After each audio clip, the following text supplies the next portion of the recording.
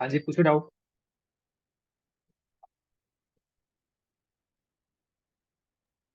Sir दो lines क्या होते हैं? दुरान पत्थर होता है। क्या सर? पत्थर पत्थर। Okay sir. मतलब ये भी ना।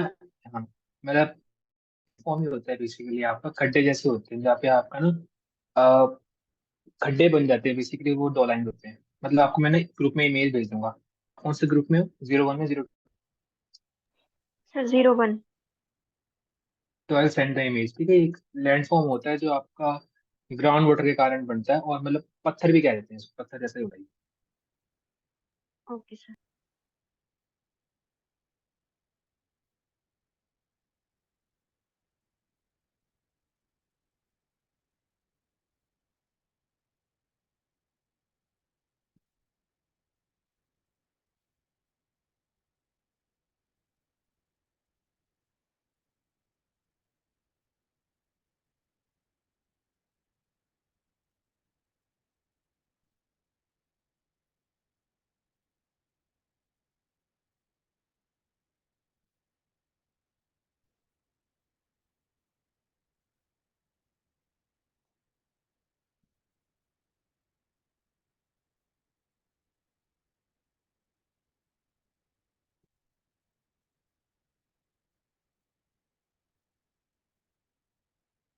ठीक है, मैंने ग्रुप में इमेज शेयर कर दिया, आप देख लो इसको। आपका 01 ग्रुप है। इसमें आपका ग्राउंड वाटर होता है बेसिकली। का एक पत्थर होता है, उसमें ना खड्डे कर देता है उसको, जो ऊपर का जो मटेरियल होता है उसको इरोड करके। तो ये दो लाइन होता है आपका। ओके, ओके और सर। किससे आना है? और किसी ने आना है यहाँ पे?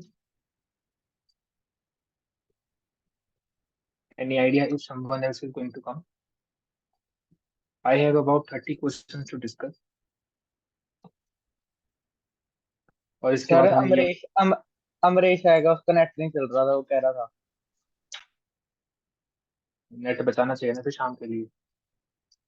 एक क्वेश्चन भेजो तो फटाफट से रिप्लाई कर देता, 24 घंटे ऑनलाइन रहता है हम।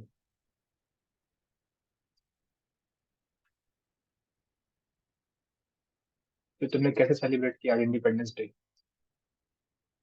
दिने घर वालों की जुतियां खा गए।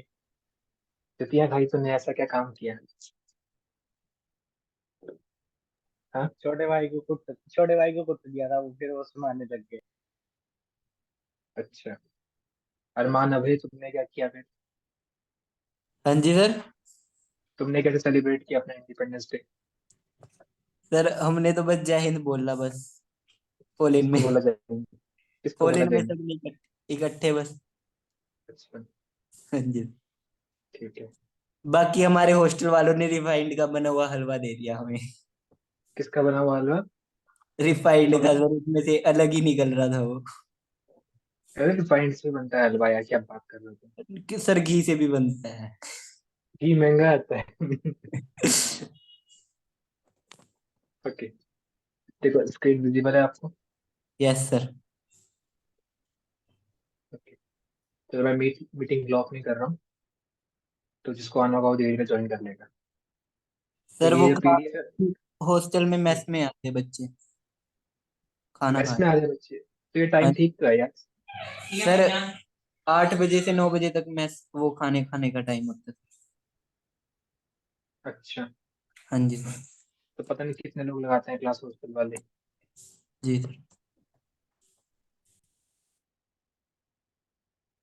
चलिए।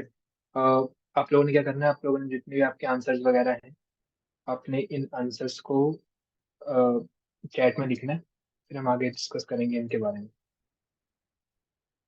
चलिए। बहुत सिंपल क्वेश्चन है आपका। जो केमिकल वेदरिंग होती है, ठीक है, आपको पता है केमिकल वेदरिंग के बारे में। केमिकल वेदरिंग कौन सी जगह में ज्यादा होती है? केमिकल्स कहाँ पे ज्यादा काम करेंगे आपके? ये बहुत ही सिंपल क्वेश्चन है, इसका आंसर ज्यादा सोचना ही नहीं चाहिए। ठीक है। इसका आंसर है आपका B, hot and humid climate. ठीक है। कि जहाँ पे आपका हॉट एंड ह्यूमिड क्लाइमेट होता है, वहाँ पे आपके जो केमिकल वेदरिंग है उनका ज्यादा रोल होता है आपका।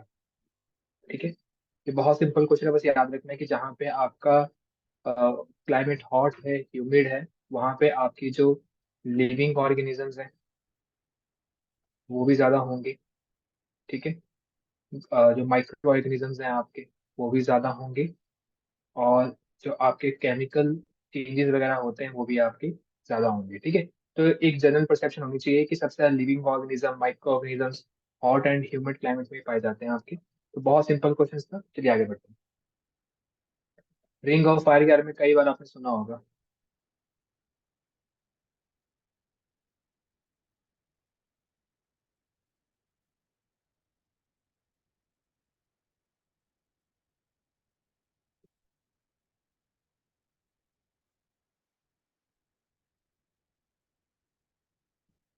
चलो ये बताओ।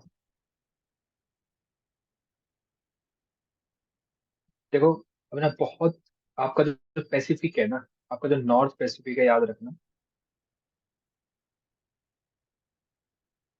जापान के आसपास का जो एरिया है बेसिकली, जापान और अमेरिका के पास का एरिया है, उसमें ना एक बहुत बड़ा एरिया बनता है आपका, ठीक है। मैं ना अभी इमेज डाउनलोड कर लेता हूँ नेट से, और ये जो इमेज है मैं आपको ना सेंड भी कर दूंगा ग्रुप में, ताकि आपको दिख जाए रिंग ऑफ फायर है क्या, ठीक है। तो जो रिंग ऑफ फायर है, ये बेसिकली एक बहुत बड़ा एरिया है आपका नॉर्थ पैसिफिक में, साउथ में भी जाता है बेसिकली, बट नॉर्थ में ज्यादा है, जहाँ पे आपके बहुत सारे वोल्केनोज है, तो इसलिए इसका नाम क्या पड़ गया आपका, रिंग ऑफ फायर। अब याद रखना, आपके जहाँ पे फायर होगी वहां पे क्या बनेंगे आपके, वोल्केनोज बनेंगे, और जहाँ पे वोल्केनोज बनेंगे तो वहां पे बेसिकली आपकी थोड़ी बहुत अपलिफ्टमेंट वगैरह भी होती है आपकी, ठीक है। तो कन्वर्जेंस प्लेट बाउंड्री होती है आपके रिंग, ठीक है। जो आपका रिंग ऑफ फायर है वहाँ पे कौन सी बाउंड्री है आपकी, कन्वर्जेंस प्लेट बाउंड्री है आपकी। और it is an active seismic and volcanic zone. अगर रिंग ऑफ फायर कहा गया है आपका, तो वोल्केनिक जोन तो है ही आपका, और जहाँ वोल्केनोज होते हैं वहाँ पे आपके सिस्मिक एक्टिविटी, यानी कि वहाँ पे आपका अर्थक्वेक भी होता है, तो आपका वन भी टू है, और वन भी सही है, और टू भी सही है, ठीक है। एंड अगला है आपका, it is associated with deep trenches. देखो, अगर आपका जमीन अपलिफ्टमेंट वगैरह हो रही है और आपकी कन्वर्जेंस वगैरह हो रही है, तो कन्वर्जेंस से बेसिकली ना जमीन में आपकी अपलिफ्टमेंट होती है, ना कि आपके ट्रेंच बनते हैं। कहीं दूर जाके आपके ट्रेंच जरूर बनेंगे, ठीक है, लेकिन वहां नहीं बनेंगे आपके। तो इसका वन और टू सही है, ठीक है, और जो आपका थ्री वाला है वो गलत है आपका, ठीक है। तो इसमें स्टेटमेंट वन और टू सही है आपका। It is not associated with deep trenches, वहां पे आपका अपलिफ्टमेंट ज्यादा है, आपके ट्रेंचेस थोड़े से कम है, ठीक है। The answer is a. Okay, याद रखना है, देखो सबसे इंपॉर्टेंट स्टेटमेंट है यहाँ पे यही है आपकी कन्वर्जेंस प्लेट बाउंड्री की, कि यहाँ पे आपकी जो बाउंड्रीज है वो कन्वर्जेंट है आपकी, कन्वर्जेंट बाउंड्रीज आपकी यहाँ पे। तो ring of fire convergent boundary है, सबसे ज्यादा क्वेश्चन जो आते हैं आपके वो इसके कन्वर्जेंट बाउंड्री के रिगार्डिंग ही आते हैं, ठीक है। चलिए एक्सक्यूज मी आगे सर। बढ़ते हैं। हाँ जी प्लीज। सर जैसे कन्वर्जेंस में तो माउंटेन्स बनती है, डाइवर्जेंट में ट्रेंचेस बनती है, और ट्रांसफॉर्म बाउंड्री में क्या बनता है? देखो, ट्रांसफॉर्म बाउंड्री में कुछ नया नहीं बनता है, इसलिए उसका नाम ट्रांसफॉर्म है, ठीक है। ट्रांसफॉर्म बाउंड्री में कुछ नया क्रिएट नहीं होता, ये याद रखना है आप। ठीक है सर। मतलब ना वहाँ पे कंस्ट्रक्शन होती है, ना वहाँ पे आपकी डिस्ट्रक्शन होती है, ओके। अच्छा यस ये सर। बताओ कि अ, आपकी जो कन्वर्ज, एक सेकंड रुको प्लीज, यहाँ पे आपकी जो कन्वर्जेंस बाउंड्री होती है, ठीक है, ये कंस्ट्रक्टिव होती है कि डिस्ट्रक्टिव होती है, और जो आपकी डिस्ट्रक्टिव। डाइवर्जेंट होती है, सर डिस्ट्रक्टिव होंगी। ये या डिस्ट्रक्टिव होती है। अब याद करो, इसको अच्छे से याद करो और सोचना, ठीक है। सब कन्वर्जेंस जो डिस्ट्रक्टिव होगी।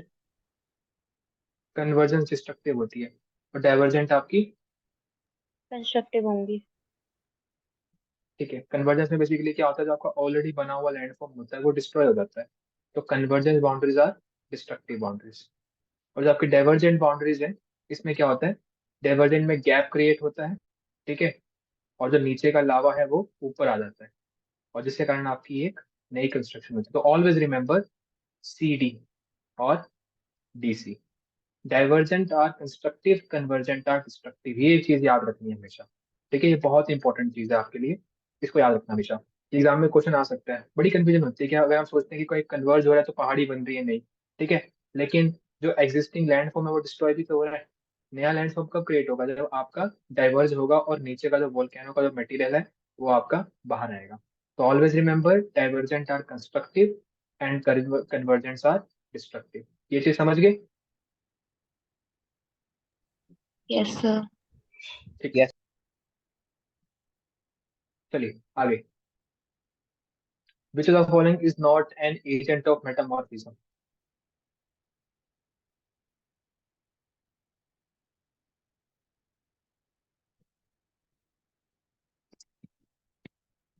डिकम्पोजिशन, बिल्कुल सही। ठीक है, जब हमने नोट्स बनाए तो हमने स्पेसिफिकली हीट भी लिखा था, कंप्रेशन भी लिखा था, सोल्यूशन भी लिखा था, ठीक है, लेकिन हमने कभी भी आपका डिकम्पोजिशन के बारे में डिस्कस नहीं किया। ठीक है, तो बहुत सिंपल है यार, डिस्कस करने की जरूरत भी नहीं है इसके बारे में। सबने ही इसका सही आंसर दिया, तो मेरे ख्याल से कोई डाउटफुल भी नहीं है इसके रिगार्डिंग। तो इसका आंसर क्या है आपका? सी। अगला बताओ। देखो, ब्रिटल वर्ड का मतलब आपको मैं बताया था, ब्रिटल वर्ड का मतलब होता है कुरकुरा होना। ठीक है, कुरकुरा। अर्थ का जो क्रस्ट है वो आपका ब्रिटल नेचर का, ये पूछा गया।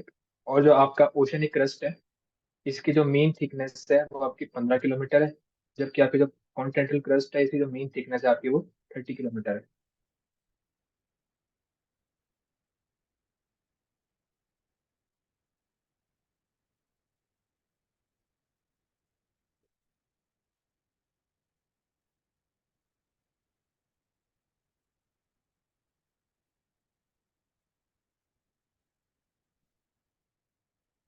कितनी है मेन थिकनेस आपकी? आपको मैंने कितनी लिखवाई है? सर ओशन का 5 किलोमीटर। उसमें कितनी लिखा है मैंने आपको? 5 किलोमीटर। 5 किलोमीटर लिखवाया है। अच्छा, और कॉन्टिनेंटल का? 30। 30, यस सर। 30 लिखवाया है आपको। ठीक है, तो ऑब्वियसली बात है कि जो स्टेटमेंट आपकी वो क्या हो जाती है, आपकी गलत हो जाती है। ठीक है, तो जो अर्थ क्रस्ट है वो आपका ब्रिटल नेचर का तो है, लेकिन यहाँ पे थिकनेस जो है वो किलोमीटर में आपका एक डिफरेंस आता है। ठीक है, तो यहाँ पे क्या होगा आपका? वन ओनली होगा। ठीक है, the answer will be one only. जो थिकनेस है क्रस्ट का वो वेरी करता है आपका। और अगर हम बात करें आपका कॉन्टिनेंटल और जो ओशनिक है उसमें बहुत ही तरह गैप है आपका। ठीक है, तो इसीलिए आपका जो है मीन आपका 5 है और आपका 30 है। मैं जो बुक फॉलो करता हूँ, ठीक है, उसमें इतना लिखा हुआ है, क्रेजर के ऊपर आपको अलग भी देखने को मिल सकता है, मैं उसमें डिनाई नहीं करूंगा, लेकिन जो बुक मैं फॉलो कर रहा हूँ उसमें 5 है, और 5 और 15 में बहुत फर्क है। ठीक है, अगर 10 भी दिया होता, 7 भी दिया होता, मैं इसको टिक मार लेता, लेकिन यहाँ पे आपका हाफ आपका डिफरेंस है, बेसिकली डबल है आपका, तो डबल तो नहीं हो सकता आपका। तो इसीलिए जो सेकंड स्टेटमेंट है इसको हम गलत करते हैं।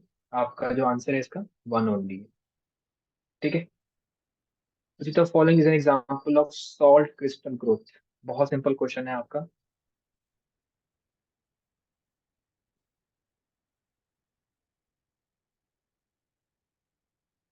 सॉल्ट क्रिस्टल की जो ग्रोथ है वो किसके अंदर होती है आपकी?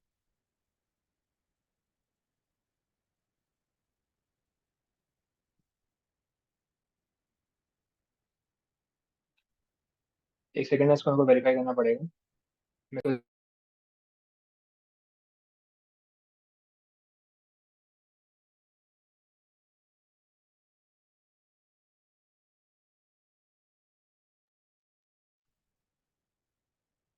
ठीक है, बिल्कुल सही आपने कहा, ये फिजिकल वेदरिंग है। आप में से काफी लोग कंफ्यूज हो सकते हो ये को लेकर, लेकिन जो इसका एग्जांपल क्या है वो आपका फिजिकल वेदरिंग है। आपकी जो सॉल्ट क्रिस्टलाइजेशन होती है वो बेसिकली आपकी होती है, याद रखना कहाँ पे होती है सॉल्ट क्रिस्टलाइजेशन, ये होती है आपके ड्राई क्लाइमेटिक रीजन्स में। ठीक है, ये होती है आपके ड्राई क्लाइमेटिक रीजन्स में, और ये है आपकी फिजिकल वेदरिंग का एग्जांपल। ठीक है, फिजिकल वेदरिंग के और कौन कौन से एग्जांपल हो सकते हैं? एक एग्जांपल है फिजिकल वेदरिंग का आपका फ्रॉस्ट, इसमें चीजें जो आपकी जम जाती हैं। ठीक है, एक होता है आपका सॉरी, एक होता है आपका चेंज इन टेम्परेचर। ठीक है, आपका जब टेम्परेचर चेंज होता है तो उसके कारण भी होता है आपका। और एक और होता है आपका जो ट्री रूट्स हैं, जब जो ट्री के जो रूट्स हैं जब आपकी वो पत्थर में आपकी पेनिट्रेट करती हैं, जो आपकी ट्री हैं, जो आपके ट्री की रूट्स हैं, जब आपके पत्थर में पेनिट्रेट करते हैं, पत्थर में क्रैक पड़ते हैं, तो वो भी इसमें भी क्या होती है, आपकी फोर्स लगती है ना। तो ये भी क्या है आपका, ये भी आपका फिजिकल वेदरिंग का ही एग्जाम्पल है। ठीक है, फ्रीजिंग हो गया, थॉइंग हो गया, फ्रॉस्ट शैटरिंग हो गया, ये सब आपके इसके एग्जाम्पल्स हैं। ठीक है, और केमिकल के एग्जाम्पल्स मैं आपको लिखा देता हूँ। केमिकल एग्जाम्पल्स हैं आपके ऑक्सीडेशन, ठीक है, रिडक्शन, आपको पता है सब केमिकल चेंजेस हैं आपके। फिर एक आता है आपका सॉल्यूशन, एक आता है कार्बोनेशन, एक आता है आपका हाइड्रेशन। हाइड्रेशन क्या होता है, जब किसी चीज में आपका पानी घुस जाता है, ठीक है, और वो उसमें डिजोल्व होना शुरू हो जाती है चीजें। तो ये सब आपके किस एग्जाम्पल है, केमिकल वेदरिंग के। और आपको जो ये सॉल्ट क्रिस्टल ग्रोथ है, फ्रॉस्ट है, चेंज इन टेम्परेचर है डे एंड नाइट का, और जो ट्री रूट्स हैं, ये सब किसके एग्जाम्पल्स हैं आपके, ये सब है आपके सॉल्ट क्रिस्टल ग्रोथ के एग्जाम्पल्स हैं आपके।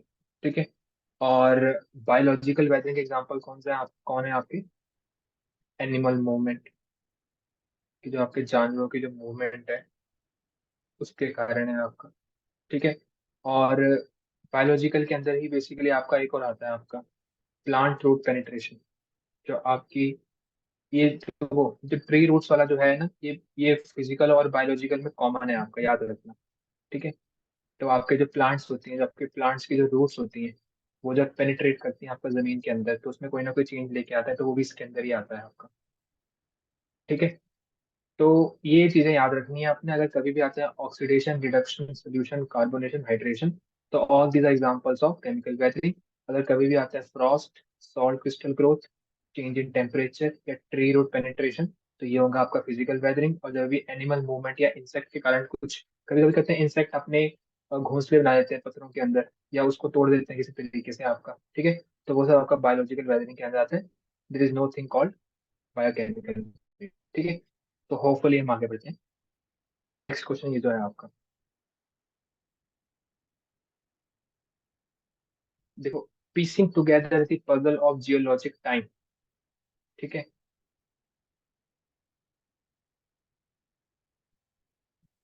इसका आंसर क्या है आपका, डी। ठीक है, इसका आंसर डी है, यही है इसका आंसर। ठीक है, अब देखो मैप आ गया ना आपका, यहाँ पे मैप आ गया बेसिकली, तो ना क्लाइमेटोलॉजी आ सकता है, ना जियोमॉर्फोलॉजी आ सकता है, ठीक है, ना लिथोलॉजी आता है आपका, तो इसके क्या आएगा आपका, पेलियो जियोग्राफी आएगा। देखो पेलियो क्या होता है आपका, प्राइमरी या फिर पास्ट। तो पहले आपकी ज्योग्राफी कैसी थी, उसको हम कहते हैं आपका पेलियो ज्योग्राफी। नेक्स्ट ये बताओ, which of the following sedimentary rock are organically formed. Organically कौन सा वाला रॉक फॉर्म होता है आपका,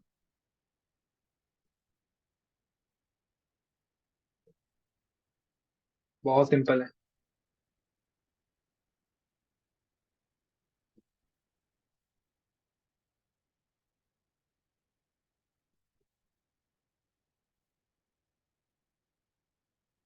सेडिमेंट्री रॉक तीन तरह के होते हैं। एक होता है आपका मैकेनिकली,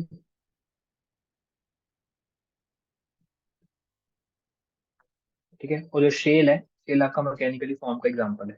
ठीक है, फिर दूसरे होते हैं आपके केमिकली।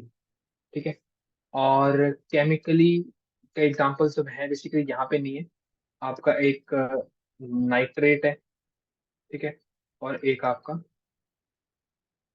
पोटेश है। ठीक है, और ऑर्गेनिक देखो, मैं अब हेलाइट भी है, चर्ट भी है, ये सब इसके एग्जांपल्स हैं।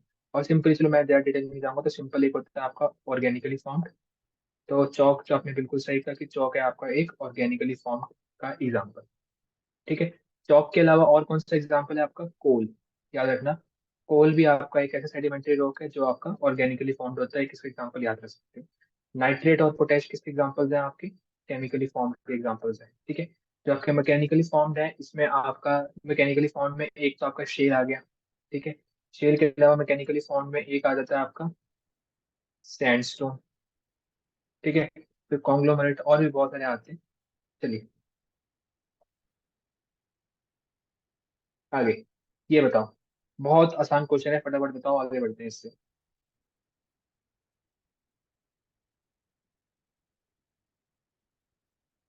यहाँ कंफ्यूजन हो सकती है, रनिंग वाटर या अंडरग्राउंड वाटर।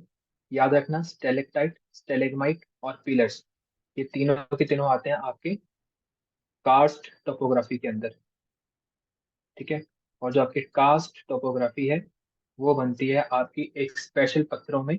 ठीक है, by the action of ground water, underground water. ठीक है, तो बहुत आसान क्वेश्चन है, आपको इसमें गलती नहीं होनी चाहिए। ठीक है, तो ये आपका कास्ट टोपोग्राफी आती है आपकी। अच्छा ये बताओ कि आपका अगर ये केव है, तो केव में मैं ड्रॉ कर रहा हूँ, और ये है आपका ए और ये है आपका बी। तो इनमें से कौन सा स्टेलेक्टाइट है, कौन सा स्टेलेग्माइट है? ए क्या है, टाइट है कि माइट है? ए टाइट है सर, बी माइट है। बी आपका माइट है, करेक्ट। ठीक है, माइट मतलब कीड़े मकोड़े, आपको मैंने बताया ना, जो जो जमीन से चलते हैं आपके, तो याद रखना है। और जब आपके दोनों ग्रह मिल जाते हैं आपस में, तो क्या बन जाता है आपका, ये पिलर बन जाता है। करेक्ट। ठीक है, अच्छा ये बताओ, अगेन क्वेश्चन ऑफ एनडीए, बहुत सिंपल है, कई बार डिस्कस किया हुआ है। पानी आपका एक बनाता है वी शेप वैली, एक बनाता है आपका यू शेप वैली। ठीक है, एक बनाता है आपका, अगर बिल्कुल फ्लैट साइड्स है तो गॉर्ज, और अगर स्टेप लाइक स्ट्रक्चर है तो कैनियन। ठीक है, तो आपको हमने ये बताया कि गॉर्ज और कैनियन में क्या फर्क है। गॉर्ज होता है आपका, एक सेकेंड, गॉर्ज होता है आपका पैरेलल साइड्स, और कैनियन होता है आपका स्टेप लाइक साइड्स। तो ये याद रखना है आपने। ठीक है, तो इसका आंसर क्या है आपका, कैनियन। ठीक है, अच्छा ब्लाइंड वैली किसका लैंड फॉर्म है? Blind glacier. Valley, glacier. ठीक है, याद रखना है कि जो ब्लाइंड वैली है ये आपका,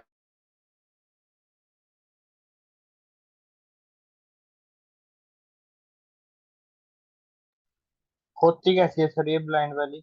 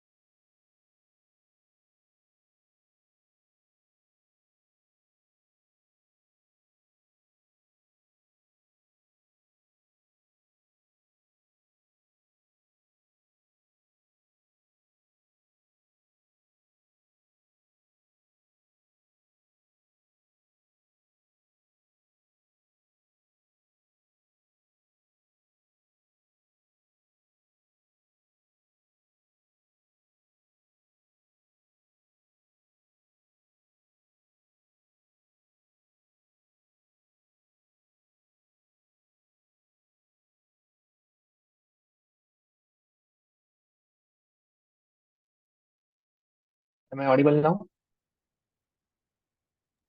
yes sir. Yes sir. Okay, okay, तो ये हमने डिस्कस किया, अब आगे बढ़ते हैं। ठीक है, अच्छा ये बताओ, बहुत excuse simple me question sir. है ये। हाँ जी please. Sir blind valley karst topography का एग्जांपल नहीं है? एक बार चेक कर लेता हूँ मैं। ठीक है, लेकिन ब्लाइंड वैली आपकी ग्लेशियर्स में भी बन, सब ग्लेशियर्स में भी बनती है, एक बार मैं चेक कर लेता हूँ। ठीक है, आप तब तक इसको सॉल्व करो, मैं को वेरीफाई कर लेता हूँ। इसका आंसर क्या है, मेजर प्लेट्स, कितनी मेजर प्लेट्स हैं आपकी? 7। सात। सात।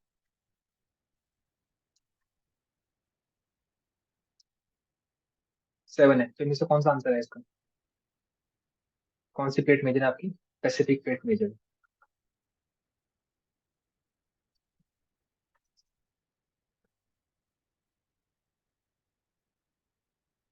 Okay,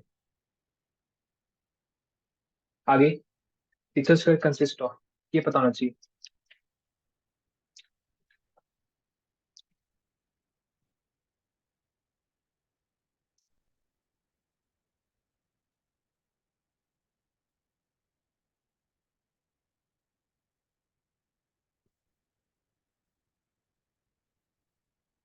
blind valley karst topography example है, करेक्ट है। ठीक है। और जो आपकी हैंगिंग वैली है, ठीक है, जो आपकी हैंगिंग वैली है वो आपका ग्लेशियर का एग्जाम्पल है। ठीक है। ये एक चीज प्लीज मेरे पार्ट के ऊपर करेक्शन है। जो हैंगिंग वैली है वो आपका ग्लेशियर का पार्ट है, और जो ब्लाइंड वैली है वो आपका कास्ट टोपोग्राफी यानी कि आपका ग्राउंड वाटर का वो है। ओके।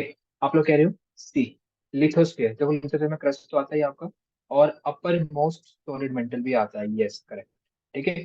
जो सी है, सी इज करेक्ट। ठीक है। लिथोस्फीयर जो है आपका, उसमें टोटल क्रस्ट तो आता है आपका, लेकिन साथ में आपका जो अपर मोस्ट सॉलिड मेंटल है, याद रखना, वो भी इसमें कवर अप होता है। बिल्कुल सही, सी इज द करेक्ट आंसर। अगले आपका, इनमें से कौन सी माइनर प्लेट नहीं है, यानी कि यहाँ फिर से पूछा गया कि कौन सी आपकी मेजर प्लेट है। मेजर प्लेट को याद रखने का एक तरीका सबसे सिंपल क्या है कि आप कॉन्टिनेंट्स के नाम याद कर लो। ठीक है। अगर आप कॉन्टिनेंट्स के नाम याद कर लोगे तो आपको लग जाएगा पता कि आपकी मेजर प्लेट कौन सी है। तो अंटार्कटिक प्लेट है, एक है आपकी, के नाम के ऊपर नहीं है, लेकिन आपकी जो यूरेशियन प्लेट है, यूरेशियन प्लेट भी क्या है आपकी, एक मेजर प्लेट है। तो if you have to remember the name of the major plate, just remember the name of the continents. तो यहाँ पे कोकोस हो गया, नास्का हो गया, कैरोलिन हो गया, all these are minor plates. Antarctic plate आपकी माइनर प्लेट नहीं है। ठीक है। अब ये बताओ, कौन से प्रोसेस से जो मिनरल्स है वो पानी को एब्जॉर्ब करते हैं और एक्सपेंड करते हैं। बहुत सिंपल क्वेश्चन है, शायद अभी हमने थोड़ी देर पहले डिस्कस भी किया था इसके बारे में, 2 मिनट पहले जब हम आपका केमिकल कर रहे थे। अच्छा, कार्बोनेशन हो गया, ऑक्सीडेशन हो गया, हाइड्रेशन हो गया, ये कौन सी वेदरिंग के एग्जांपल है। केमिकल वेदरिंग से। Chemical weathering, all these are examples of chemical weathering. Correct. आगे ये बताओ, which one of the following statement about metamorphic rocks is not correct।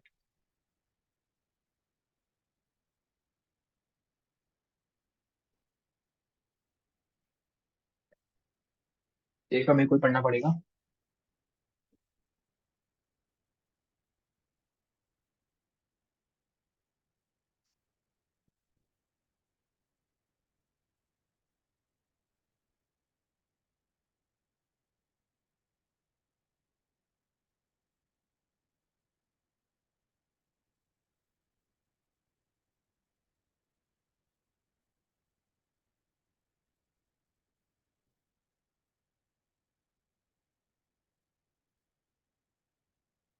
Okay, एक आंसर आया है सी।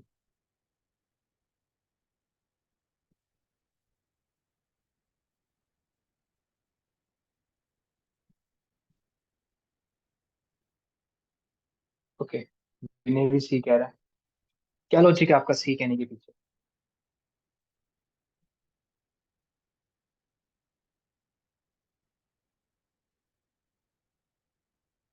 अच्छा ये देखो, अगर आप इन दोनों स्टेटमेंट्स को देखते हो, ठीक है, तो आपको ऐसा नहीं लगता कि या तो ये दोनों सही होनी चाहिए या तो दोनों गलत होनी चाहिए। आप इस एक इसको देखो बस, या तो ये दोनों सही होंगी या तो ये दोनों गलत होंगी। आप एक बार देख के देखो इनको, तब तक मैं अपना आंसर वेरीफाई करता हूँ।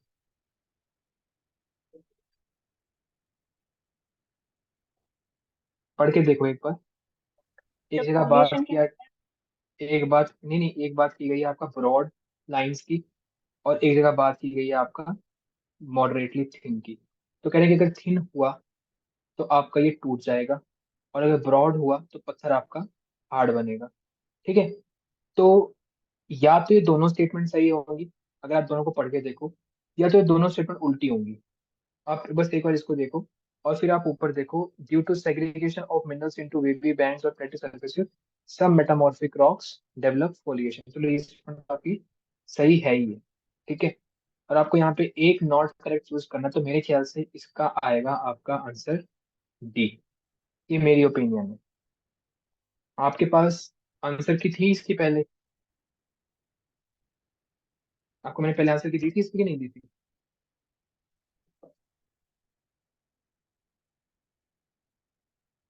No sir.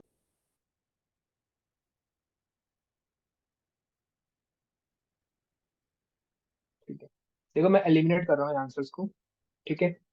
जहाँ पे सॉल्यूशन पतली होती है वहां पे आपका जो मेटामॉर्फिक रो है वो टूट जाता है, ये स्टेटमेंट सही है। ठीक है। जहाँ पे ब्रॉड होती है वहां पे आपका पत्थर हार्ड होता है, ये भी सही है आपका। ठीक है। और जो वेवी बैंड्स वगैरह होते हैं आपका मिनरल्स के सेग्रीगेशन कारण सबका सॉल्यूशन बनती है, तो ये तो सही है। तो with the technique of elimination I came to the conclusion कि डी इज द आंसर। ठीक है।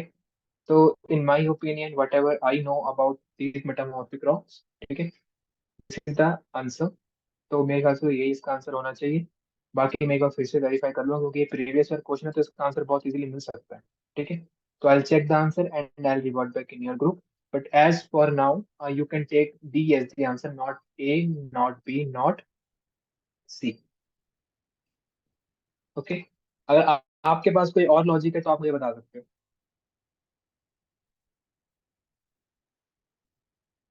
मैं वही कह रहा हूँ ना कि या तो ये दोनों स्टेटमेंट आपकी सही होंगी या तो दोनों स्टेटमेंट आपकी गलत होंगी। इट कैन नॉट बी कि one is correct one is wrong. ठीक है। तो वो हम, मुझे इतना श्योर हूँ कि आधे में से एक सही होगी और ये तो आपकी सही है ही है। तो एलिमिनेशन से आई केम टू द कंक्लूजन कि डी इज द आंसर। ठीक है। चलिए अब ये बताओ, अर्थ के क्रस्ट को मेंटल से कौन सेपरेट करता है? बताइए, ये क्वेश्चन आपका 3 बार आ चुका है एनडीए में, same to same question. Crust और मेंटल को सेपरेट करने वाला ही। क्रस्ट और मेंटल को कौन करता है सेपरेट आपका? बहुत सिंपल, मोहरोविक। ठीक है। मोहरोविक, मोहर डिस्कंटिन्यूटी। अब गटनबर्ग किसको करती है सेपरेट, जल्दी बताओ। जो आपकी गटनबर्ग है ये किसको करती है separate? Inner and outer core. Inner. Core and mental. हाँ। गटनबर्ग करती है कोर एंड मेंटल। ओके। और कॉनराड और रेपिटी सारे बताओ। अप, अपर क्रस्ट है कोनार्ड तो अपर क्रस्ट। और कॉनराड करती है कॉनराड, आपकी सियाल और सीमा। सियाल और सीमा। अच्छा, की रेपिटी करती है वो? रेपिटी तो सर उसको करती है, इनर कोर और अपर मेंटल को। फिर अपर मेंटल और लोअर मेंटल। एक सेकंड रुको यार, एक सेकंड रुको, सारा क्लियर हो जाएगा अभी। मैं चाहता नहीं कि आपको मैं कोई भी गलत आंसर बताऊं, इसलिए मैं हर एक चीज जो भी आपको आंसर बता रहा हूँ मैं साथ में वेरीफाई करके बता रहा हूँ आपको। ठीक है। Just wait for 1 minute. तो गटनबर्ग आपने कहा क्या है, मोहरोविक क्या है, ये बिल्कुल करेक्ट है। ठीक है। तो मैं चाहता कि मैं अपनी श्योरिटी होने के चक्कर में आपको मैं कुछ गलत बता दूं। तो I will verify the answer and only then I will tell you about all the discontinuities.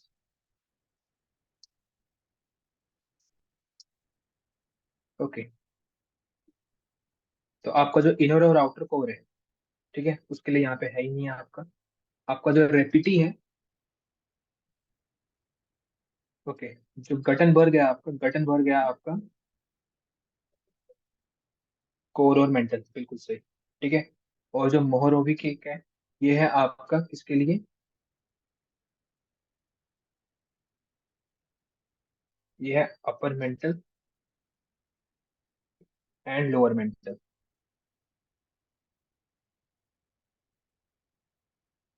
Upper mantle and lower mental. और जो आपकी कॉनराड है, कॉनराड के लिए आप बिल्कुल सही कह रहे हो, सियाल एंड सीमा। ठीक है। सियाल एंड सीमा जो है आपका, इसके बीच में कौन सी आपकी कॉनराड है? ओके। तो ये है आपका यहाँ पे सारे डिसकंटिन्यूटीज। ठीक है। और जो आप लोग कह रहे थे आपका कि इनर एंड जो आपका आउटर कोर है, तो बताओ इनर और आउटर कोर के बीच में कौन सी डिसकंटिन्यूटीज है आपकी? लेमन। लेमन। ठीक है, क्योंकि एक ही बचती है आपकी लेमन। ठीक है। एक बचती है आपकी लेमन, तो याद रखना जो सी है, एक जो सी से कॉनराड है, कॉनराड सबसे ऊपर है। ठीक है। सबसे टॉप पे कॉनराड आती है आपकी, फिर उसके बाद आती है आपकी मोहरोविकिक, फिर आती है आपकी रेपिटी, फिर आती है गटनबर्ग, फिर आती है आपकी लेमन। ये आपका है, ठीक है, CMRGL। ठीक है। कुछ गाना बनाना तो बना सकते हो आप लोग। तो ये क्या है आपका? सियाल एंड सीमा। ये क्या है आपका? ये है आपका क्रस्ट एंड मेंटल। रेपिटी क्या है? Upper mantle and lower mental. Gutenberg क्या है आपका? Core and mental. और ये है आपका outer core and inner core. तो ये है आपकी डिस्कॉन्टिन्यूटीज। TMRGL या जैसे भी आपको याद करना आप कर सकते हो। ठीक है, चलिए आगे बढ़ते हैं। ये सबसे आसान क्वेश्चन है आपका, एग्जाम में आया भी हुआ है और पता भी होना चाहिए इसके बारे में। इसका आंसर तो है आपका ए। इसका आंसर तो ये ए है। लेकिन अब आप मुझे बताओगे कि ये जो आपके चार हैं ABCD, ABCD में आपके कौन कौन से डिपोजिशनल हैं और कौन कौन से इरोजनल हैं? सर्क्स इरोजनल, मोरेन सर्क से डिपोजिशनल इरोजनल है। और एस्कर्स भी। सर्क इरोजनल है, ठीक है, आपने कहा सर्क इरोजनल है आपके, बिल्कुल सही।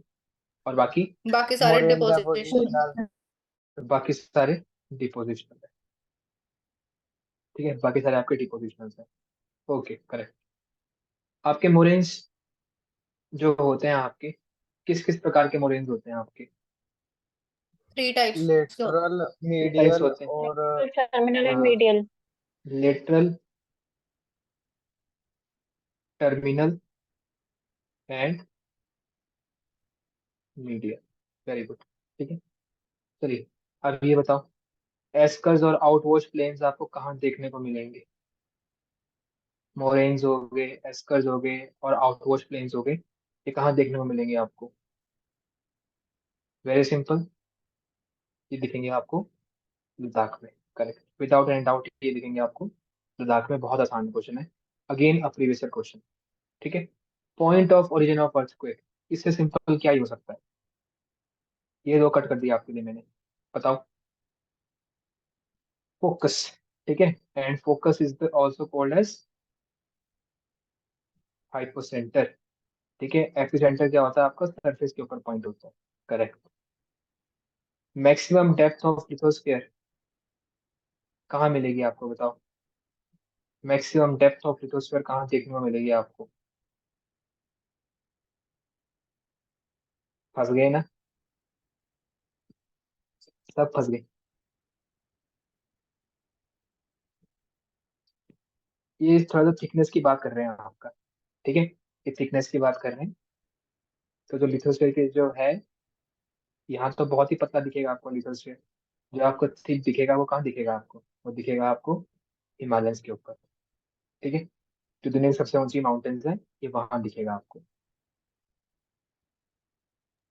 सर डेप्थ पर इसका मतलब? डीपेस्ट ट्रेंड, डीपेस्ट ट्रेंड तो पैसिफिक ओशन में है, तो सबसे ज्यादा डेप्थ तो पैसिफिक ओशन में नहीं दिखनी चाहिए। अरे नहीं, ये लिथोस्फीयर की बात कर रहे हैं ना आपका, कि लिथोस्फीयर बेसिकली ये देख रहा है कि सबसे ज्यादा डीप कहाँ पे हो सकता है। ठीक है, अब वो ये नहीं देखो, लिथोस्फीयर का मतलब क्या है कि आपका अर्थ का जो लेयर है, ये लेयर बात कर रहा है। ठीक है, तो ये जो लेयर है आपका, इस लेयर में आपसे ये पूछ रहा है कि कहीं ना ये पूछना चाहता है कि आपसे सबसे ज्यादा थिकनेस कहाँ पे होगी इसकी। इस लेयर से आपका ये थिकनेस पूछना चाहता है। सब तो थिकनेस का, पैसिफिक में ही तो होगी। मरियाना ट्रेंच तो ज्यादा बड़ा है। तो वो डीप है ना। चलो आपको एक बार मैं दिखाता हूँ, एक सेकंड रुको प्लीज। ठीक है, मरीना ट्रेंच डीप है, वो सही है, आप बिल्कुल सही कह रहे हो। ठीक है, वो आपका एक लॉजिक सही है जो आप लगा रहे हो, वो सही है। बस मैं ये कह रहा हूँ कि ये रहा आपका हिमालय। ठीक है, और ये रहा आपका मरियाना ट्रेंच। अब आप मुझे बताओ कि कहाँ पे, कौन से वाले एरिया में आपके जो क्रस्ट है, जो आपका लिथोस्फीयर है, उसकी थिकनेस ज्यादा है? बताओ, कहाँ पे इसकी थिकनेस ज्यादा है? इसकी थिकनेस ज्यादा होगी जहाँ पे आपकी माउंटेन्स है। ठीक है, तो सबसे हाईएस्ट माउंटेन्स कहाँ पे है आपकी? हिमालयाज में। तो अगर तो ये पूछता deepest point of the earth, सबसे डीपेस्ट पॉइंट कहाँ पे है, सबसे थिन कहाँ पे है, बेसिकली अगर पूछता सबसे थिन कहाँ पे है आपका, ठीक है, तो हम कह देते हैं आपका कि सबसे ज्यादा थिन आपका पैसिफिक ओशन है, क्योंकि आपका मरीना ट्रेंच वगैरह भी है आपका। ठीक है, तो लेकिन यहाँ पे बेसिकली जो समझने की बात है वो ये है ये पूछ रहा है आपका मैक्सिमम डेप्थ ऑफ लिथोस्फीयर की लिथोस्फीयर सबसे मतलब थिक पूछ रहा है ना आपसे, कितना ज्यादा गैप क्रिएट हो सकता है आपका, तो उस गैप क्रिएट करने को सबसे ज्यादा जो गैप है आपका सरफेस और लिथोस्फीयर तक का, तो सबसे ज्यादा कहाँ पे होगा आपका, हिमालयस पे होगा, तो इसका आंसर डी है। ठीक है, यहाँ पे इसका आंसर है आपका डी। समझ रहे हो इसको कि नहीं समझ पा रहे, या कोई दिक्कत आ रही है आपको? आ गया समझ। आ गया ना? ठीक है। Yes, sir sir. नेट पे लेकिन ए ही आ रहा है। अरे बहुत जगह ए है, मैं आपको बता रहा हूँ, बहुत जगह ए है, लेकिन इसका यही है, मैंने भी किसी से डिस्कस किया था, इसलिए जल्दबाजी में तो मैं भी आपको फर्स्ट इंस्टेंस के ऊपर आपको सबसे डीपेस्ट पॉइंट वही दिखता है। ठीक है, लेकिन ऐसा है ही नहीं है, वो बेसिकली आपका जो लिथोस्फीयर है उसकी वो थिकनेस पूछ रहा है। ओके, अब ये बताओ, ये बहुत सिंपल है।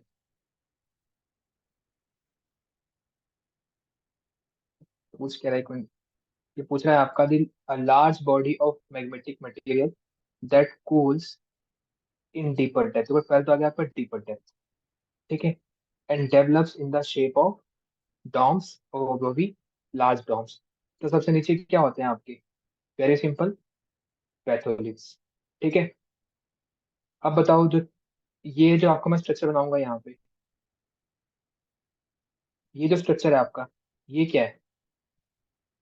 Saccolith. सर पैकोलिथ्स। ये हो गया आपका पैकोलिथ। और जो ये जो स्ट्रक्चर है ये क्या है आपका, ये जो आपका जो स्ट्रक्चर है आपका, जो लैब जैसा स्ट्रक्चर है आपका, इसको हम कहते हैं आपका लेपोलिथ। ठीक है, और जो आपका ऊपर बनते हैं डॉम छोटे छोटे से, ठीक है, ये है आपके लेपोलिथ्स। ठीक है, ये बताओ, बहुत सिंपल क्वेश्चन है आपका, इसका आंसर बताओ, ये आपका सितंबर का क्वेश्चन है, लास्ट ईयर।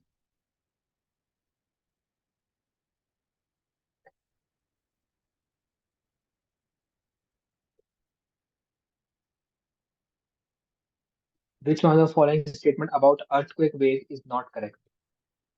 नॉट करेक्ट पूछा हुआ है यहाँ पे। तो आपका P wave move faster and the first to arrive at the surface, बिल्कुल सही स्टेटमेंट आपकी ये।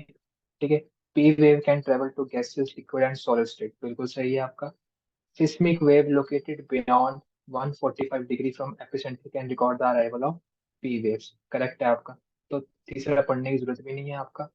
ठीक है, तो जो शेडो जोन है, शेडो जोन आपका एस वेव्स का ज्यादा है, और पी वेव्स का शेडो जोन जो है वो आपका कम है, तो answer is D.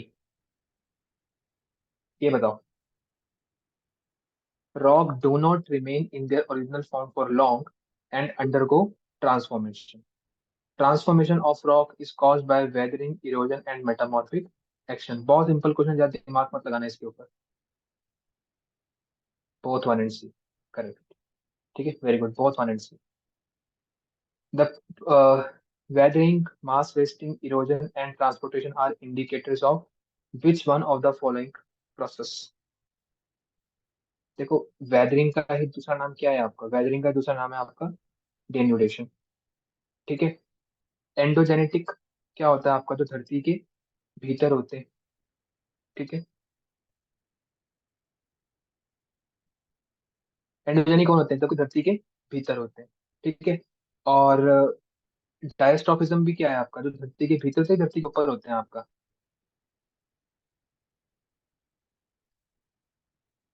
Diastrophism also happen inside mountain building, जो कि आपका ओरोजेनिक है, ये भी आपके होते हैं इनसाइड। जबकि वेदरिंग हो गया, मास वेस्टिंग हो गया, और जो आपका इरोजन हो गया, all these are examples of your denudation. Answer आपका क्या है, ए। ठीक है, ये कट हो जाएंगे, ये सर बिल्कुल आपके। डायस्ट्रोफिस में क्या होता है?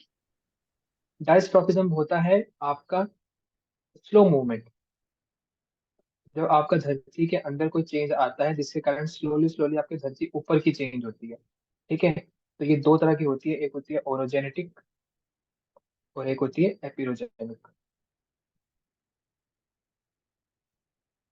इसमें सिर्फ इतना फर्क है, देखो धरती जो है आपकी, धरती के ऊपर कुछ फैक्टर्स होते हैं तब भी धरती चेंज होती है, धरती के नीचे कुछ एक्टिविटी होती है तो भी वो चेंज होती है। ठीक है, तो धरती के ऊपर जो चेंजेस होते हैं उसको हम कहते हैं एक्सोजेनिक, धरती के नीचे जो चेंज होते हैं उसको हम कहते हैं आपका एंडोजेनिक। तो डायस्ट्रॉफिज्म, माउंटेन बिल्डिंग, ये सब आपकी जो होती है ये धरती के अंदर के चेंजेस के कारण होती है। धरती के ऊपर के चेंजेस के कारण क्या होती है आपकी? वेदरिंग, मास वेस्टिंग और इरोजन, जिसको हम सिंपल क्या कह सकते हैं आपका? डेन्यूडेशन। ठीक है, तो इसका आंसर है आपका A. Which one of the following feature is the result of erosion and deposition? बहुत सिंपल है, हमने डायरेक्टली इसका क्वेश्चन में डिस्कस किया हुआ क्लास में। Oxbow lake. ठीक है, क्या ऑक्सबो लेक के अलावा कोई और चीज होती तो क्या वो भी सही होती? meander, बताओ। मियंडर। अगर यहाँ पे आपका मियंडर होता तो मियंडर भी आपका सही होता। ठीक है, क्योंकि मियंडर भी आपका इरोजन और डिपोजिशन दोनों से बनता है। करेक्ट। ये बताओ, while traveling from a hilly region you notice, while traveling from a hilly region you notice a massive boulder which was loosened by heavy rains and moved downhill. This has resulted due to the which of the following process? अब बताओ।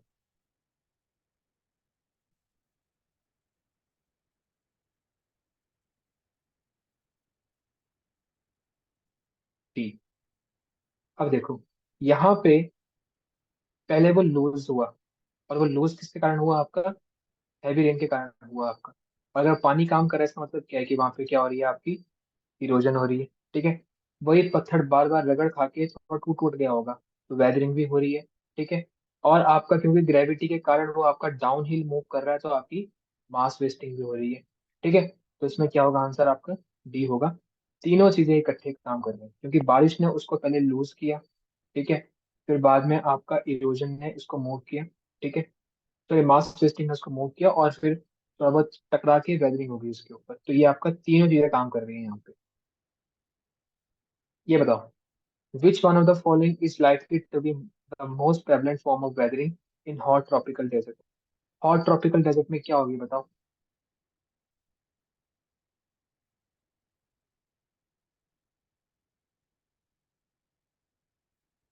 हमने तो discuss करी chemical तो आपकी वहां होती है जहाँ पे आपका उल्टा होता है।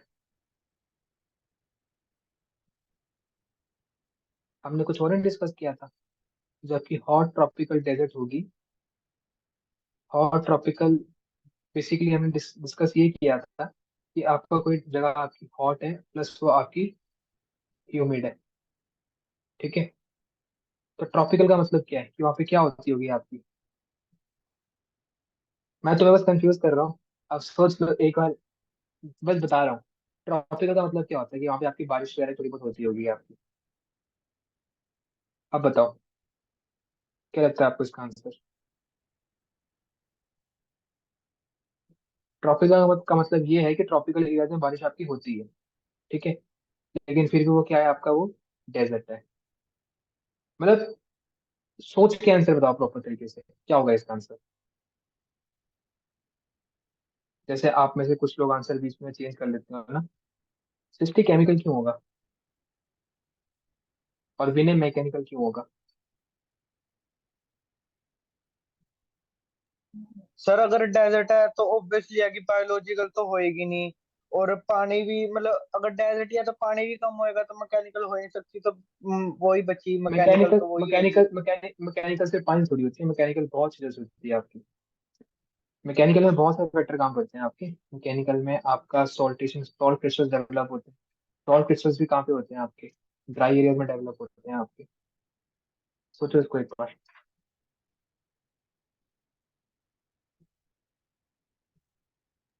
सर ये लीचिंग क्या होता है? हम्म। लीचिंग यार ये करना आपको पड़ेगा, लीचिंग क्या होता है? देखना पड़ेगा क्योंकि ये टर्म्स तो ऐसे तो है नहीं आपकी।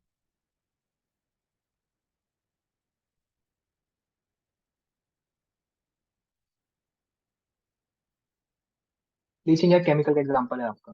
अच्छा देखो, सिंपल है यार। जो आपकी हॉट ट्रॉपिकल डेजर्ट होगी, आप एक चीज देखो कि क्या इसमें आपका टेम्परेचर डिफरेंस आएगा सुबह और शाम में? सोच के देखो। डेजर्ट है, जीव जंतु तो होंगे नहीं। ठीक है, डेजर्ट जब लिख ही दिया है आपका, जीव जंतु तो आपके होंगे नहीं। ठीक है, और इसी कारण से आपका बायोलॉजिकल भी इतना पॉसिबल नहीं, केमिकल इतना पॉसिबल नहीं है। लीचिंग तो आपको मैंने पहले बोल दिया कि लीचिंग आपका केमिकल का एग्जाम्पल है। ठीक है, मैकेनिकल होगी क्योंकि आपकी जो फिजिकल वेदरिंग होती है ना, फिजिकल वेदरिंग को ही हम केमिकल मैकेनिकल वेदरिंग भी कहते हैं। ठीक है, टेम्परेचर डिफरेंस होगा क्योंकि जब सुबह सुबह आपका धूप वगैरह निकलेगी तो चीजें आपकी फॉर्म होंगी। ठीक है, और जब रात को ठंड पड़ेगी तो चीजें आपकी कॉन्ट्रैक्ट होंगी। तो उस कॉन्ट्रैक्शन और एक्सपेंशन के कारण जो चीजें हैं वो आपकी ब्रेक होना शुरू हो जाएंगी। तो आप बिल्कुल एश्योरिटी से आंसर क्या कर सकते हो इसका, मैकेनिकल कर सकते हो। ठीक है, मैं थोड़ा सा आपको सोचने के बाद मजबूर कर रहा था, कहीं ना कहीं यहाँ पे लॉजिक ठीक जा रहे थे, लेकिन इसका सही आंसर है वो मैकेनिकल है। देखो, फिजिकल वेदरिंग को ही हम कहते हैं आपका मैकेनिकल वेदरिंग।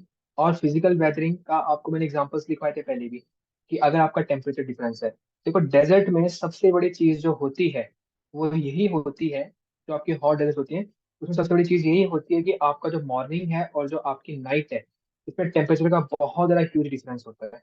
उस ह्यूज डिफरेंस के कारण जो आपका पत्थर है वो कॉन्ट्रैक्ट और एक्सपेंड दोनों करेगा। और इसी कारण से जो आपका है यहाँ पे मैकेनिकल वेल्डिंग जो है सबसे ज्यादा मेन काम करेगी, याद रखना। केमिकल, बायोलॉजिकल, लीचिंग कुछ काम नहीं करेगा आपका यहाँ पे। ठीक है, आप लीचिंग का पूछे तो लीचिंग का मैंने यहाँ पे टर्म जो है वो ये है आपका, एक्शन ऑफ परकोलेटिंग लिक्विड। मतलब कि जो आपका जमीन में पानी रिच जाता है ना, आपकी जब बारिश वगैरह होती है तो पत्थर में जो आपका पानी रिच जाता है उसको लीचिंग कहते हैं। सीप, पानी सीपना बेसिकली, उसको लीचिंग कहते हैं। ठीक है, तो यहाँ पे इसका आंसर क्या, मैकेनिकल। सबको समझ आ गया? Yes yes sir. Sir. Okay, अब ये देखो, in India rigid and stable elevated land, denuded rocks and series of scraps are feature of which of the following?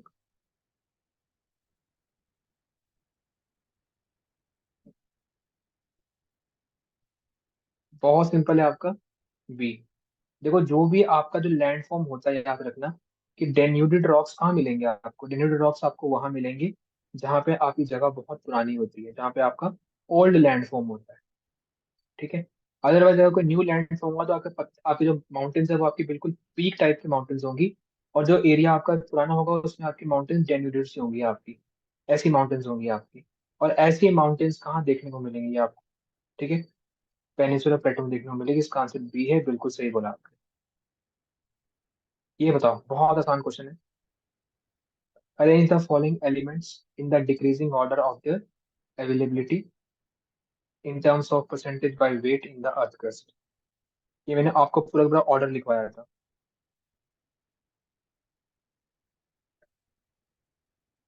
बहुत सिंपल है ना, बहुत सिंपल है। आपको पता है कि सबसे ज्यादा क्या है, ऑक्सीजन है। तो आपको पता है कि सबसे ज्यादा ऑक्सीजन है, फिर आपको लग गया पता। उसके बाद आपका सिलिकॉन है। ठीक है, फिर आपका आयरन है, फिर आपका सोडियम है। ठीक है, it's very simple question, but first of all you need to realise कि आपका ऑक्सीजन सबसे ज्यादा है। अब ये बताओ, देखो आपको इस वर्ड का मतलब नहीं पता होगा, इसका मतलब आपको मैं बता देता हूँ। कोर्स ग्रेन, यानी जो पत्थर होता है उसका मोटा मोटा दाना होता है आपका। अब करो इसको सॉल्व।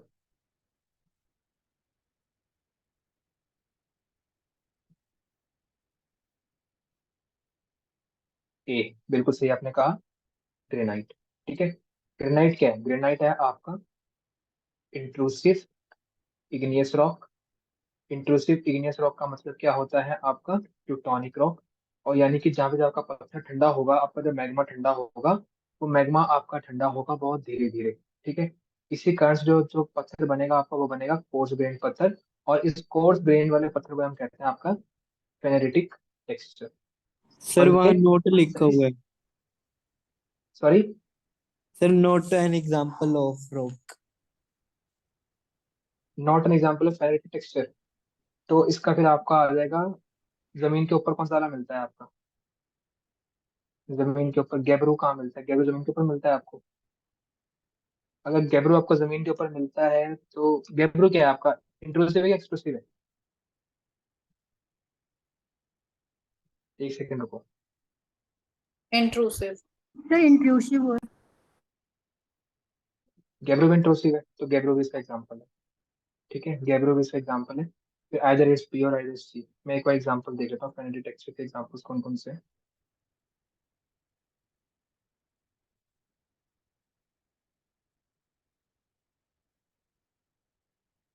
ओके, ये इसका आंसर क्या है? योलाइट है। ठीक है, योलाइट इसका आंसर है। Okay, C is the answer.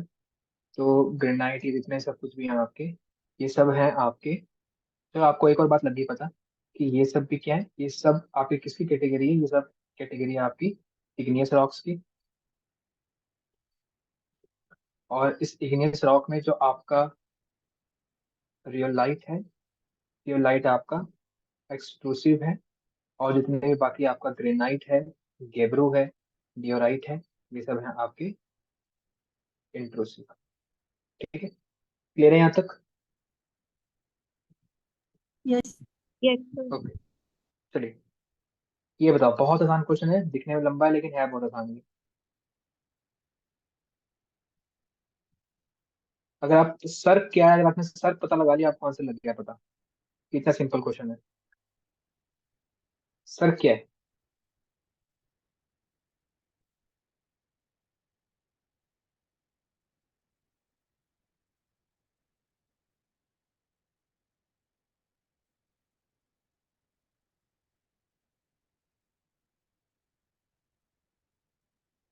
ये कह रहे हो? अगर आपने सर को पता लगा लिया तो आपको लग गया आंसर पता। इसका आंसर क्या है आपका? ए है। ठीक है, इसका आंसर है ए। क्योंकि देखो, सर कहाँ मिलता है आपको? ग्लेशियर में। लेपिस कहाँ मिलती है आपको, ये बताओ। लेपिस कहाँ मिलती है आपको? लेपिस किसका लैंड फॉर्म है? Ground water. Ground water. तो यहाँ पे क्या आएगा आपका? ये लाइमस्टोन वाला। ठीक है, लेविस कहाँ मिलती है आपको? फ्लड प्लेन्स के साइड में, सी का 1। और पेडिपेन कहाँ मिलते हैं आपको? डेजर्ट्स के अंदर या फिर सेमी एरिड एरियाज के अंदर। तो ये हो गया आपका डी। ठीक है, तो with this we have completed 70 questions of your second unit जो है ना आपकी लिथोस्फीयर वाली, इसके हमने 70 क्वेश्चन कर लिए हैं। और मेरे ख्याल से इतने क्वेश्चन की प्रैक्टिस ठीक है, क्योंकि हमने इसके साथ ना रिलेटेड कंसेप्ट पे देखें। देखो, मैं ये नहीं कह रहा कि जो अभी हमने यहाँ पे डिस्कस किया है वो 100% आपका सही है। ठीक है, हो सकता है कि कई जगह के ऊपर आप भी सही हो। तो आपको जो भी क्वेश्चन लगता है ना डिस्प्यूटेड, कि आपको लगता है कि जो आंसर मैंने बताया है वो आंसर गलत हो सकता है, तो प्लीज आप मुझे ना उसका एक बार स्क्रीनशॉट लेके भेज देना। दोनों की जो पीपीटीज है ना आपके ग्रुप में आ रखी है ऑलरेडी। ठीक है, अब मैंने आपको अपनी अंडरस्टैंडिंग के हिसाब से आंसर बताए हैं। और मैं कहीं गलत ना हो जाऊं आपको आंसर बताते हुए, तो मेरे साथ में बुक भी रखी थी आज। तो मैंने देखने के बाद जो चीजें हैं उसको वेरीफाई भी किया है और आपको मैंने तब आंसर बताए हैं। लेकिन स्टिल अगर आपको लगता है कि किसी चीज को लेकर आप तो श्योर हो कि यही इसका आंसर होना चाहिए, तो प्लीज उस क्वेश्चन का स्क्रीनशॉट लेना और ग्रुप में बेझिझक भेज देना। ठीक है, मैं उसको वेरीफाई करूंगा और जो नेक्स्ट क्लास होगी हम उसमें डिस्कस कर लेंगे। कल हमने डिस्कस करने हैं क्वेश्चन ऑफ ओशनोग्राफी। क्लियर है? Yes, sir. ठीक है, तो सृष्टि जैसे आप कहते किसी क्वेश्चन में आपको डाउट था। ठीक है, विनय कह रहा था क्वेश्चन में कोई डाउट था। ठीक है, तो जिस क्वेश्चन में भी डाउट वगैरह है उसका स्क्रीनशॉट लेना और मेरे को भेज देना। मैं उसको वेरीफाई कर लूंगा। और देखो, पता क्या होता है, learning is a two way process. ऐसा नहीं हो सकता कि मैं जो तुम्हें बता रहा हूँ वो 100% ट्रू है। मेरा अपना पर्सपेक्टिव है। ठीक है, तो मैं भी गलत हो सकता हूँ। तो आपको जो भी लगता है कि चीज यहाँ पे आपको लग रहा है कि आपकी अंडरस्टैंडिंग ठीक है उस चीज के ऊपर, तो आई विल एक्सेप्ट इट। मैं उसको वेरीफाई करूंगा और आपको मैं उसका सही आंसर बताऊंगा। बट ये है कि प्लीज मुझे आज ही उसका स्क्रीनशॉट भेज देना, ताकि कल की क्लास में मैं डिस्कस कर सकूं। ठीक है, क्योंकि मेरे को ढूंढना पड़ेगा ना उसका आंसर, तो मुझे आज ही भेज देना ताकि मैं उसका आंसर देख लूं और आपको फिर मैं बता दूं। कल हमें डिस्कस करने हैं ओशनोग्राफी। ओशनोग्राफी के ऊपर जितने भी फैक्ट्स होते हैं, कौन सा आपका ये जो है करंट कहाँ पे होता है, सब कुछ कर लेना। ठीक है, ओशनोग्राफी में सब कुछ कर लेना, आपका जो इंटरनल लैंड फॉर्म होता है सब कुछ कर लेना प्लीज। कल ही हमने ओशनोग्राफी कंप्लीट करनी है। उसके बाद हमने जाना है आपका क्लाइमेटोलॉजी के ऊपर, यानी कि आपका एटमॉस्फेयर के ऊपर। तो परसों के लिए आपका एटमॉस्फेयर है। अगर आप ओशनोग्राफी रिवाइज कर चुके हो, ठीक है, क्योंकि हमने ओशनोग्राफी आज करनी थी, हम एक दिन लेट चल रहे हैं। तो हमने ओशनोग्राफी अगर आप रिवाइज कर चुके हो तो आप परसों के लिए क्लाइमेटोलॉजी रिवाइज करना शुरू कर दो। हमने उसकी डिस्कशन करनी है परसों की क्लास में। क्लियर है? Yes, sir. Yes sir. Okay. Okay, चलिए फिर कल मिलते हैं। ठीक है, और कल का टाइम मैं कम्युनिकेट कर दूंगा आपको। कल मोस्ट प्रोबेबली आपकी जो क्लास होगी वो आपकी 8:30 से लेकर 10:30 तक होगी। ठीक है, क्योंकि और कोई टाइम अवेलेबल नहीं है। आपका जो निम्बस का रूटीन भी अलग है, थोड़ा सा आजकल लंबा चलता है। ठीक है, Okay, sir. चलिए, good night. Good night everyone, keep revising. ठीक है।